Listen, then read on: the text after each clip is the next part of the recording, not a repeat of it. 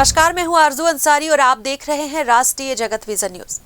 केंद्रीय गृह मंत्री अमित शाह 3 दिवसीय छत्तीसगढ़ दौरे पर राजधानी रायपुर पहुंचे, जहां वो मेफेयर होटल में नक्सलवाद को लेकर हाई लेवल बैठक ले रहे हैं। बैठक के पहले सत्र में खुफिया एजेंसियों से मिले इनपुट की समीक्षा की गई, जबकि दूसरे सत्र में नक्सल प्रभावित इलाकों की मौजूदा स्थिति और वहां चल रहे अभियानों पर विस्तृत चर्चा हुई। बैठक में मुख्यमंत्री विष्णुदेव साय, उप मुख्यमंत्री विजय शर्मा, विभिन्न राज्यों के डीजीपी, एसीएस गृह, सीआरपीएफ सहित अन्य केंद्रीय और राज्य सुरक्षा बलों के वरिष्ठ अधिकारी शामिल हुए। छत्तीसगढ़ में नक्सलवाद के खात्मे की 31 मार्च 2026 की डेडलाइन को अब करीब 51 दिन शेष है। ऐसे में इस बैठक को बेहद अहम माना जा रहा है।